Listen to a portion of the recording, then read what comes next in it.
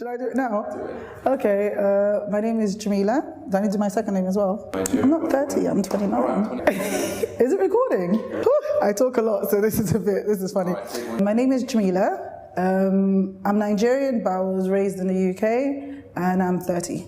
I was raised a Christian, and I got to a point in my life where I was looking for a new direction. Religions, to me, just felt like someone is telling you what to do. And I just thought, you know what, for me, as long as I pray to God, that's all that matters.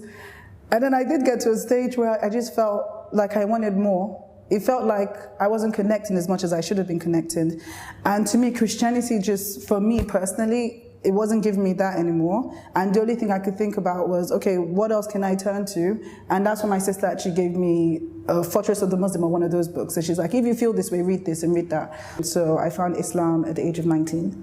What attracted me most to Islam is the discipline, the 5 times a day praying, just being able to turn to your Lord.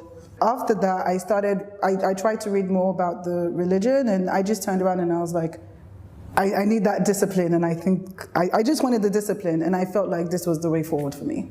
There were certain things in Christianity that I would have to, would I say not believe anymore, or say, you know, I don't believe this anymore, i.e. that Jesus is the Son of God. But you know, for me, I think that was the hardest thing. So funnily enough, it actually took me probably about 2 weeks after I made up my mind I wanted to become a Muslim. But it took me 2 weeks to actually say to actually make that decision and say the Shahada, because I wasn't, or to say I wanted to become a Muslim, because I wasn't prepared to give that up. When I first became a Muslim, I was still in the UK and I just started uni.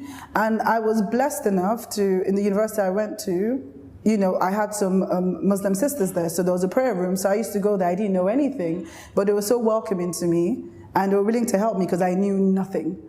And they were just willing to embrace me and help me understand certain things. And at that point, I'm not going to lie to you, I was like, yeah, I'm ready to cover up, but I didn't. It took me a while to actually start covering up, because I was like, yes, I'm ready. And then I was like, actually, maybe not now, maybe another time. Let me try and do this first, perfect this, and then maybe I'll get there. People think it oppresses you, but it doesn't. I think personally gives you respect. The way people deal with you, I found a difference in the way people dealt with me. Like there's more respect for you as a woman. You know, not saying that, you know, I'm not trying to say anything. This is just my journey, my story, what I noticed. The way people deal with you, the way people act with you, and even the way I try to do things. I remind myself, remember, Jamila, you can't go to this place, for example, you're wearing the hijab. People that knew me back then and they know me now, they tell me things and I'm like, oh, wow, I guess I've changed a lot in terms of how I deal with things, in terms of how I deal with people. Like before, you know, once I hit a, you know, roadblock or something happens, I just crawl into a shell and I just, you know, there are times when I'm like, you know what, like, I don't even want to do anything. I just want to be in my misery, because this is my misery. It was all about, you know, how I was feeling. And I remember I had a friend that said to me, I'll complain to her about something and she'd be like, pray. And I'm going to tell you, the first time she said I wanted to strangle her, because I'm like, I'm trying to talk to you and you're telling me to pray? What is, you know, like, come on.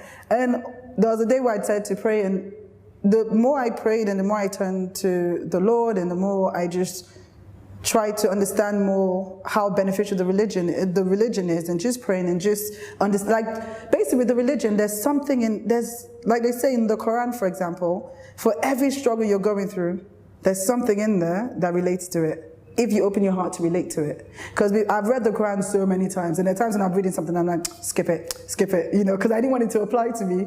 But you find that the more you get into the religion, the more you get into, you know, the deen, you go back and you're like, you know, that actually applies to me, and I'm able to apply that to my life. So for me, I think what the benefits for me is that whenever something happens now, I'm able to, my first point of contact is to turn to Allah.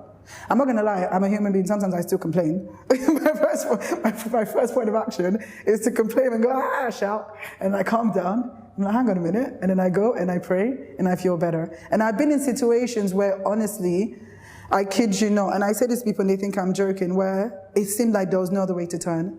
I didn't know what I was going to do. Like, I literally was like, there's nothing I can do. But instead of moaning as I would do usually, I'll go and pray. I'll go to my mat and I'll pray.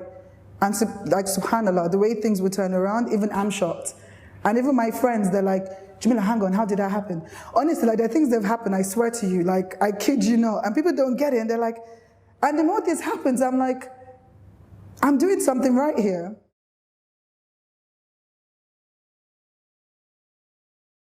Don't block yourself, just take one step. Take one step in any direction. If there's one thing you can give up today, anything, no matter how little you think it is, but you think it's something that'll bring you closer, take that step. If for example, you feel like, you know, even just talking to somebody more about the religion and becoming closer, that's a step.